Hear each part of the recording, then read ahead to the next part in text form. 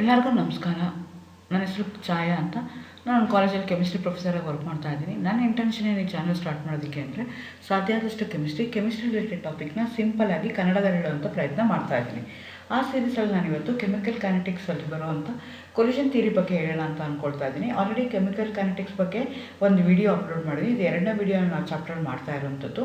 ಇದು ತುಂಬ ದೊಡ್ಡ ಫಿಸಿಕಲ್ ಕೆಮಿಸ್ಟ್ರಿಯಲ್ಲಿ ಬರುವಂಥ ದೊಡ್ಡ ಚಾಪ್ಟರ್ ಇದು. ಸೊ ಇವತ್ತು ನಾನು ಅದರಲ್ಲಿ ಕೊಲಿಷನ್ ಥಿಯರಿ ಬಗ್ಗೆ ಹೇಳ್ತಾ ಇದ್ದೀನಿ. ಅಗೇನ್ ವೆಲ್ಕಮ್ ಟು ಕೆಮ್ಚಾಯ. ನನ್ನ ಚಾನಲ್ನ ಸಬ್ಸ್ಕ್ರೈಬ್ ಮಾಡಿ. ಸೊ ನಿಮಗೆ ಗೊತ್ತು, ಯಾವುದೇ ಒಂದು ಕೆಮಿಕಲ್ ರಿಯಾಕ್ಷನ್ಸು ಕೆಮಿಕಲ್ ರಿಯಾಕ್ಷನ್ಸ್ ಅಂತ ಹೆಂಗೆ ಕರಿತೀವಿ ಅಂತಂದರೆ, ಅದೇನಾಗುತ್ತೆ ಅಂದರೆ, ಯಾವುದೋ ಒಂದು ಸಬ್ಸ್ಟೆನ್ಸ್ ಇರುತ್ತೆ, ತಮಷ್ಟಕ್ಕೆ ತಾವೇ ಕೊಲೈಡ್ ಆಗ್ತವೆ, ತಮಷ್ಟಕ್ಕೆ ತಾವೇ ರಿಯಾಕ್ಟ್ ಆಗಿಬಿಟ್ಟು ಬೇರೆ ಪ್ರಾಡಕ್ಟ್ ಫಾರ್ಮೇಷನ್ ಆಗುತ್ತೆ ವಿತ್ ಡಿಫ್ರೆಂಟ್ ಪ್ರಾಪರ್ಟೀಸು. ಸೊ ಯಾವ ಪ್ರಾಪರ್ಟೀಸ್ ಇರ್ಬೋದು, ಅಥವಾ ಕೆಮಿಕಲ್ ರಿಯಾಕ್ಷನ್ ಆಗಿದೆಯಾ ಇಲ್ವಾ ಅಂತ ನನಗೆ ಹೆಂಗೆ ಗೊತ್ತಾಗುತ್ತೆ ಅಂದರೆ, ಈಗ ಎರಡು ಸಬ್ಸ್ಟೆನ್ಸ್ ತೊಗೊಂಡಿದ್ದೀನಿ, ಯಾವ್ಯಾವುದು ಬೇರೆ ಬೇರೆ ವಸ್ತುಗಳನ್ನ ತೊಗೊಂಡಿದ್ದೀನಿ, ಅವೆರಡನ್ನು ಮಿಕ್ಸ್ ಮಾಡ್ತೀನಿ. ಮಿಕ್ಸ್ ಮಾಡಿದಾಗ ರಿಯಾಕ್ಷನ್ ಆಗುತ್ತಾ ಆಗಿಲ್ಲ ಅಂತ ನನಗೆ ಹೆಂಗೆ ಗೊತ್ತಾಗುತ್ತೆ ಅಂತಂದರೆ, ಅಲ್ಲೇನಾಗ್ಬೋದು ಅಂತಂದರೆ, ಕೆಲವು ಸಲ ಲೈಟ್ ಜನ್ರೇಟ್ ಆಗ್ಬೋದು, ಹೀಟ್ ಜನ್ರೇಟ್ ಆಗ್ಬೋದು, ಫ್ಲೇಮ್ ಬರ್ಬೋದು, ಸ್ಮೋಕ್ ಬರ್ಬೋದು, ಗ್ಯಾಸ್ ಪ್ರೊಡಕ್ಷನ್ ಆಗ್ಬೋದು, ಸ್ಮೆಲ್ ಚೇಂಜ್ ಆಗ್ಬೋದು, ಅಥವಾ ಕಲರ್ ಚೇಂಜ್ ಆಗ್ಬೋದು, ನ್ಯೂ ಸಬ್ಸ್ಟೆನ್ಸ್ ಥರ ಕಾಣಿಸ್ಕೋಬೋದು. ಎರಡು ಗ್ಯಾಸ್ ಸೇರ್ಕೊಂಡಾಗ ಸಾಲಿಡ್ ಆಗ್ಬೋದು. ಆ ಥರ ಯಾವುದೋ ಒಂದು ಸ್ಮೆಲ್ ಇಲ್ದಿರೋಂಥ ಕಾಂಪೌಂಡ್ನ ಮಿಕ್ಸ್ ಮಾಡಿದಾಗ ಸ್ಮೆಲ್ ಬರ್ಬೋದು.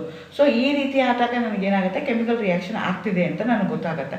ಅದು ಎರಡು ಸಾಲಿಡ್ ಆಗಿರ್ಬೋದು, ಎರಡು ಲಿಕ್ವಿಡ್ ಆಗಿರ್ಬೋದು, ಗೇಷಿಯಸ್ ಆಗಿರ್ಬೋದು, ಅಥವಾ ಸಾಲಿಡ್ ಲಿಕ್ವಿಡ್, ಯಾವ ಕಾಂಬಿನೇಷನ್ ಬೇಕಾದ್ರೆ ಅವು ಕಂಬೈನ್ ಆಗಿರ್ಬೋದು. ಯಾವುದೋ ಎರಡು ಸಬ್ಸ್ಟೆನ್ಸು ಕಂಬೈನ್ ಆದಾಗ ನಮಗೆ ಹೊಸ ಸಬ್ಸ್ಟೆನ್ಸ್ ಬಂತು. ಆ ಸಬ್ಸ್ಟೆನ್ಸ್ಗೆ ಹೀಟ್ ಜನ್ರೇಟ್ ಮಾಡ್ತಾಯಿದ್ರೆ, ಲೈಟ್ ಜನ್ರೇಟ್ ಮಾಡ್ತಾಯಿದ್ರೆ, ಕಲರ್ ಚೇಂಜ್ ಆಗ್ತಾಯಿದ್ರೆ, ಹೊಸ ಥರ ಸ್ಮೆಲ್ ಬರ್ತಾಯಿದ್ರೆ, ಹೊಸ ಸಬ್ಸ್ಟೆನ್ಸ್ ಫಾರ್ಮೇಷನ್ ಆದರೆ ಆ ಥಿಯರಿಗೆ ನಾವೇನಂತ ಕರಿತೀವಿ, ಕೊಲಿಷನ್ ಥಿಯರಿ ಅಂತ ಕರಿತೀವಿ. ಸೊ ಆ ಕೊಲಿಷನ್ ಥಿಯರಿ ಏನು ಹೇಳುತ್ತಂದರೆ, qualitatively explain how the chemical reactions occur and why chemical reaction rate differ for different reaction. ನಾನು ಹೇಳಿದೆ, ಬೇರೆ ಬೇರೆ ರಿಯಾಕ್ಷನ್ಸ್ಗೆ ಬೇರೆ ಬೇರೆ ರೇಟ್ ಆಫ್ ರಿಯಾಕ್ಷನ್ ಅಂದ್ರೇನು, ಅಥವಾ ವೆಲಾಸಿಟಿ ಆಫ್ ರಿಯಾಕ್ಷನ್ ಅಂದ್ರೇನು ಅಂದರೆ, the time taken by that particular reactant to get convert itself into product. ಅದಕ್ಕೆ ನಾನೇನಂತ ಕರಿತೀನಿ, ರೇಟ್ ಆಫ್ ರಿಯಾಕ್ಷನ್ ಅಂತ ಕರಿತೀನಿ. So rate of the reaction ಕೆಲವೊಂದಕ್ಕೆ ಫಾಸ್ಟಾಗಿ ಆಗುತ್ತೆ, ಕೆಲವೊಂದಕ್ಕೆ ಸ್ಲೋ ಆಗುತ್ತೆ. ಕೆಲವು ಸಲ ಫಾರ್ಮೇಷನ್ ಆಫ್ ದಿ ಪ್ರಾಡಕ್ಟು 100% ಆಗುತ್ತೆ, ಕೆಲವು ಸಲ 100% ಆಗಲ್ಲ. ಕೆಲವು ಸಲ ಆಗುತ್ತೆ, ಕೆಲವು ಸಲ ಆಗಲ್ಲ. ಅದನ್ನೆಲ್ಲ ಎಕ್ಸ್ಪ್ಲೈನ್ ಮಾಡುತ್ತಲ್ಲ, ಯಾಕಾಗುತ್ತೆ, ಆಗ್ತಾಯಿದ್ರೆ ಎಷ್ಟು ಪರ್ಸೆಂಟ್ ಆಗ್ತಾಯಿದೆ, ಯಾಕದು 100% ಆಗ್ತಾಯಿದೆ, ಕೆಲವೊಂದು ಯಾಕೆ 50% ಆಗ್ತಾಯಿದೆ, ಅದಕ್ಕೆಲ್ಲ ಕ್ವಾಲಿಟೇಟಿವ್ ಆಗಿ ನನಗೆ ಎಕ್ಸ್ಪ್ಲನೇಷನ್ ಕೊಡುತ್ತಲ್ಲ, ಆ ಥಿಯರಿಗೆ ನಾನು ಏನಂತ ಕರಿತೀನಿ, ಕೊಲಿಷನ್ ಥಿಯರಿ ಅಂತ ಹೇಳ್ತೀನಿ. ಇದೇನು ಹೇಳುತ್ತೆ ಅಂದರೆ, ಎರಡು ಸಬ್ಸ್ಟೆನ್ಸಸ್ಸು ಹತ್ತಿರ ಬಂದಾಗ ಅವೆರಡು ಮಧ್ಯೆ ಏನಾಗಬೇಕು, ಕೊಲಿಷನ್ ಆಗಬೇಕು. ಅವಾಗಷ್ಟೇ ಕೆಮಿಕಲ್ ರಿಯಾಕ್ಷನ್ ಆಗುತ್ತೆ, ಇಲ್ಲ ಅಂದರೆ ಕೆಮಿಕಲ್ ರಿಯಾಕ್ಷನ್ ಆಗಲ್ಲ. ಎಗೇನ್ ಎಲ್ಲ ಮಾಲಿಕ್ಯೂಲ್ಸೂ they collide with each other, ಅವಾಗ ಆಗುತ್ತಾ ಇಲ್ಲ. They should have effective collision ಇದ್ದರೆ ಮಾತ್ರನೇ ಓಲ್ಡ್ ಬಾಂಡ್ ಬ್ರೇಕ್ ಆಗಿ ನ್ಯೂ ಬಾಂಡ್ ಫಾರ್ಮೇಷನ್ ಆಗುತ್ತೆ ಅಂತ ಹೇಳ್ತಾರೆ. ಅದನ್ನು ಹೇಳುತ್ತಲ್ಲ, ಅದಕ್ಕೆ ನಾವೇನಂತೀವಿ, ಕೊಲಿಷನ್ ಥಿಯರಿ ಅಂತ ಹೇಳ್ತೀವಿ. ಇದನ್ನು ಇಂಡಿಪೆಂಡೆಂಟ್ ಆಗಿ ಇಬ್ಬರು ಸೈಂಟಿಸ್ಟು, ಒಬ್ಬರು ಜರ್ಮನ್ ಸೈಂಟಿಸ್ಟು, ಇನ್ನೊಬ್ಬ ಬ್ರಿಟಿಷ್ ಸೈಂಟಿಸ್ಟು, ಮ್ಯಾಕ್ಸ್ ವಾಕ್ಸ್, ಇನ್ನೊಂದು ವಿಲಿಯಂ ಲೂವಿಸ್, ಇಬ್ಬರು ಏನು ಮಾಡ್ತಾರೆ, ಸಪ್ರೇಟಾಗಿ 1916 ಪ್ರಪೋಸ್ ಮಾಡ್ತಾರೆ. ಸೊ ಅವರೇನು ಹೇಳ್ತಾರೆ, ಎನರ್ಜೆಟಿಕಲ್ ಆಗಿ ಮೆಕ್ಯಾನಿಸ್ಟಿಕ್ ಆಗಿ ಹೇಗೆ ಆ ರಿಯಾಕ್ಷನ್ ಬರುತ್ತೆ ಅದನ್ನೇ ಅವರು ಎಕ್ಸ್ಪ್ಲೈನ್ ಮಾಡೋಕ್ಕೆ ಟ್ರೈ ಮಾಡ್ತಾರೆ. ಸೊ ಎರಡು ರಿಯಾಕ್ಟೆಂಟ್ ಇದೆ, ಯಾಕೆ ಇದೇ ಪ್ರಾಡಕ್ಟ್ ಫಾರ್ಮೇಷನ್ ಆಗ್ತಾ ಇದೆ, ಎಷ್ಟು ಫಾಸ್ಟಾಗಿ ಆಗ್ತಾ ಇದೆ, ಎಷ್ಟು ಸ್ಲೋ ಆಗ್ತಾ ಇದೆ, ಅದ್ರ ಬಗ್ಗೆ ಇನ್ಫಾರ್ಮೇಷನ್ ಕೊಡೋದಕ್ಕೆ ಟ್ರೈ ಮಾಡ್ತಾರೆ. ಅದಕ್ಕೆ ನಾವೇನಂತ ಕರಿತೀವಿ, ಕೊಲಿಷನ್ ಥಿಯರಿ ಅಂತ ಹೇಳ್ತಾರೆ. ಅಂದರೆ ಇದಕ್ಕೆ ಬೇಸಿಸ್ ಯಾವುದು, ಯಾವ ಪ್ರಿನ್ಸಿಪಲ್ ಮೇಲೆ ಇದು ಕೆಲಸ ಮಾಡುತ್ತೆ ಅಂದರೆ, it is based on kinetic theory of gases. Kinetic theory ಮೇಲೆ ಇದು ಆಗುತ್ತೆ. ಸೊ ನಿಮಗೆ ಗೊತ್ತು, ನಾನು ಮುಂಚೆನೇ ಹೇಳಿದೆ, ಕೈನೆಟಿಕ್ ಥಿಯರಿ ಏನು ಹೇಳುತ್ತೆ ಅಂತಂದರೆ, ಸಬ್ಸ್ಟೆನ್ಸಸ್ ಏನಾಗುತ್ತೆ, ಕಂಬೈನ್ ಆಗ್ತವೆ, ಕೆಮಿಕಲ್ ರಿಯಾಕ್ಷನ್ ಆಗುತ್ತೆ ಅಂತ ನಾವು ಹೇಳ್ತೀವಿ. ಸೊ ಆ ಸಬ್ಸ್ಟೆನ್ಸಸ್ ಏನಾಗಿರುತ್ತೆ, it may contain billions of incredibly small particles, either atoms, ions or molecule. ಯಾವುದೋ ಒಂದು ಸಬ್ಸ್ಟೆನ್ಸ್ನ ತೊಗೊಂಡ್ರೆ ಅಲ್ಲಿ ಆಟಮ್ಸ್ ಇರ್ಬೋದು, ಅಯಾನ್ಸ್ ಇರ್ಬೋದು, ಮಾಲಿಕ್ಯೂಲ್ಸ್ ಇರ್ಬೋದು. ಅವೇನು ಮಾಡ್ತವೆ ಅಂದರೆ, they going to react with each other, they going to collide with each other ಅಂತ ಹೇಳ್ತಾರೆ.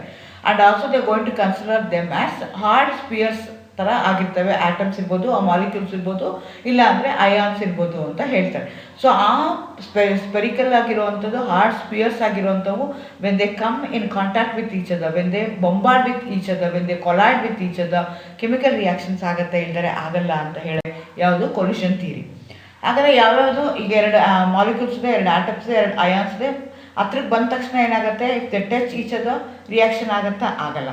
So they should have some minimum amount of energy. ಆ ಎನರ್ಜಿಗೆ ನಾವೇನಂತ ಕರಿತೀವಿ, ಥ್ರೆಶೋಲ್ಡ್ ಎನರ್ಜಿ ಅಂತ ಕರಿತೀವಿ. ಸೊ ಎಲ್ಲ ಮಾಲಿಕ್ಯೂಲ್ಗೂ sufficient amount of kinetic energy ಇರಬೇಕು to collide with each other, to react with each other. ಅದು ಅಕಸ್ಮಾತ್ ಇರಲಿಲ್ಲ ಅಂತಂದರೆ ಅವಾಗ ಏನಾಗುತ್ತೆ ಅಂದರೆ they bounce back. Even though they come in contact with each other, minimum energy ಎರಡು ಮಾಲಿಕ್ಯೂಲ್ಸಲ್ಲಿ, ಎರಡು ಆಟಮ್ಸಲ್ಲಿ, ಎರಡು ಅಯಾನ್ಸಲ್ಲಿ ಇರಬೇಕು. ಇಲ್ದರೆ ಇದ್ದರೆ ಮಾಲಿಕ್ಯೂಲ್ಸ್ ಏನಾಗುತ್ತೆ, ರಿಯಾಕ್ಟ್ ಆಗಲ್ಲ, ದೇ ಬೌನ್ಸ್ ಬ್ಯಾಕ್. ಹಾಗಾದರೆ ಎಫೆಕ್ಟಿವ್ ಕೊಲ್ಯೂಷನ್ ಆಗಬೇಕು ಅಂತಂದರೆ ಏನೇನು ಕಾರಣ? ಎರಡು ಎಫೆಕ್ಟಿವ್ ನನಗೆ ಕೊಲ್ಯೂಷನ್ ಆಗುತ್ತೆ ಅಂತಂದರೆ, ಎಫೆಕ್ಟಿವ್ ಕೊಲ್ಯೂಷನ್ ಅಂದರೆ that leads to a product. ಈಗ ರಿಯಾಕ್ಟೆಂಟ್ಸ್ ಇದೆ, ರಿಯಾಕ್ಟೆಂಟ್ಸು ಕಂಬೈನ್ ಆಗುತ್ತೆ. ಕಂಬೈನ್ ಆಗಬೇಕು ಅಂದರೆ they should have minimum energy. ಆ ಎನರ್ಜಿ ಇದ್ದಾಗ ಅವು ಕಂಬೈನ್ ಆದಾಗ ಏನಾಗುತ್ತೆ ಅಂತಂದರೆ ಪ್ರಾಡಕ್ಟ್ ಫಾರ್ಮೇಷನ್ ಆಗುತ್ತೆ. ಆ ಪ್ರಾಡಕ್ಟ್ ಫಾರ್ಮೇಷನ್ ಆಗಬೇಕು ಅಂದರೆ ನಿಮ್ಮದು ರಿಯಾಕ್ಟೆಂಟ್ ಮಾಲಿಕ್ಯೂಲ್ಸ್ ಏನಿರಬೇಕು, they should have the minimum energy barrier ಇರಬೇಕು. ಎರಡನೇದು ಏನಿರಬೇಕು, they going to orient in a proper direction. ಎರಡೂ ಇದ್ದಾಗಷ್ಟೇ ಎಫೆಕ್ಟಿವ್ ಕೊಲ್ಯೂಷನ್ ಆಗುತ್ತೆ. ಎಫೆಕ್ಟಿವ್ ಕೊಲ್ಯೂಷನ್ ಇದ್ದರೆ ಮಾತ್ರ ನಿಮಗೆ ಫೈನಲ್ ಪ್ರಾಡಕ್ಟ್ ಫಾರ್ಮೇಷನ್ ಆಗುತ್ತೆ, ಇಲ್ಲ ಅಂದರೆ ಪ್ರಾಡಕ್ಟ್ ಫಾರ್ಮೇಷನ್ ಆಗಲ್ಲ.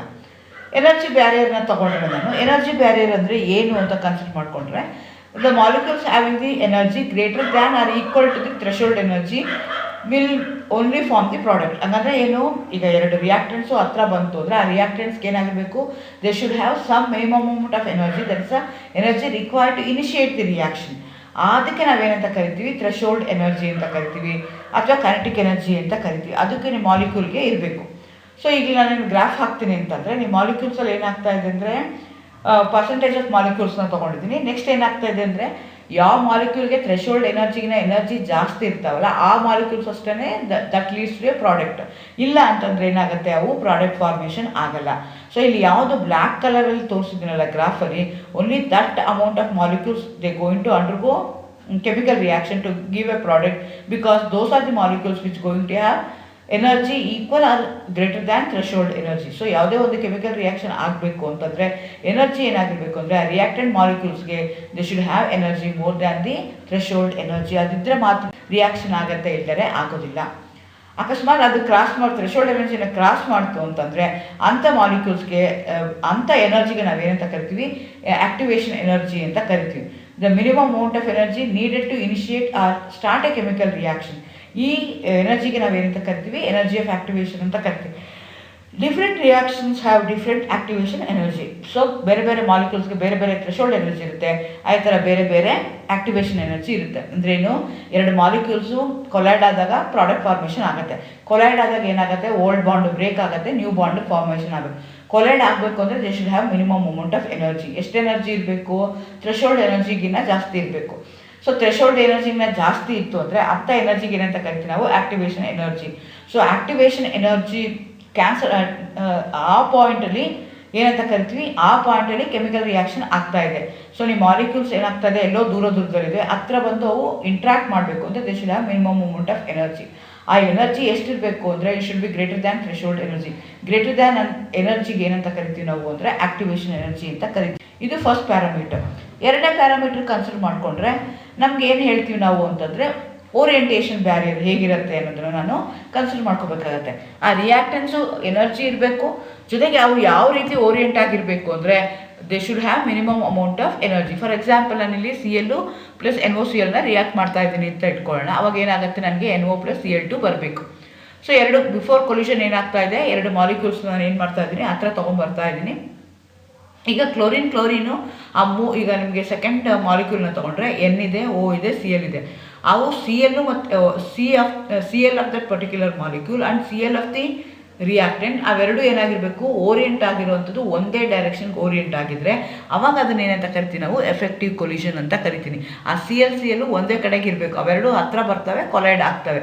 ಆವಾಗ CL ಫಾರ್ಮೇಷನ್ ಆಗುತ್ತೆ, NO ಹೊರಗಡೆಗೆ ಬಂದುಬಿಡುತ್ತೆ. ಇದು ನಮಗೆ ಈ ಥರ ಇದ್ದರೆ ಅದನ್ನ ಎಫೆಕ್ಟಿವ್ ಕೊಲ್ಯೂಷನ್ ಅಂತ ಕರಿತೀವಿ. ಅದ್ರ ಬದಲು ನಾನು ಹೇಳ್ದಂಗೆ NOCLನಲ್ಲಿ 3 ಆಟಮ್ ಇದೆ, N ಇದೆ, O ಇದೆ, Cl ಇದೆ. N ಬಂದು ಅಟ್ಯಾಕ್ ಆಯಿತು ಅಥವಾ O ಬಂದು ಅಟ್ಯಾಕ್ ಆಯಿತು ಅಂದರೆ O ಮತ್ತು Cl ಮಧ್ಯದಲ್ಲಿ ಏನಾಗುತ್ತೆ ಅಂದರೆ ಮಾಲಿಕ್ಯೂಲ್ ಫಾರ್ಮೇಷನ್ ಆಗಲ್ಲ. ಆವಾಗ ಅಂಥದ್ದನ್ನು ಏನಂತ ಕರಿತೀವಿ ನಾವು, ಇನ್ಎಫೆಕ್ಟಿವ್ ಕೊಲ್ಯೂಷನ್ ಅಂತ ಕರಿತೀವಿ. ಆವಾಗ that doesn't lead to a product. So product formation ಆಗಬೇಕು ಅಂದರೆ those molecule should have the reacting molecule should have minimum energy which is greater than threshold energy ಅದಿರಬೇಕು. ಎರಡನೇದು ಕರೆಕ್ಟ್ ಆಗಿರುವಂಥ orientation barrier should be oriented in a particular direction, ಅವಾಗಷ್ಟೇ product formation ಆಗುತ್ತೆ, ಇಲ್ಲ ಅಂದರೆ product formation ಆಗೋದಿಲ್ಲ.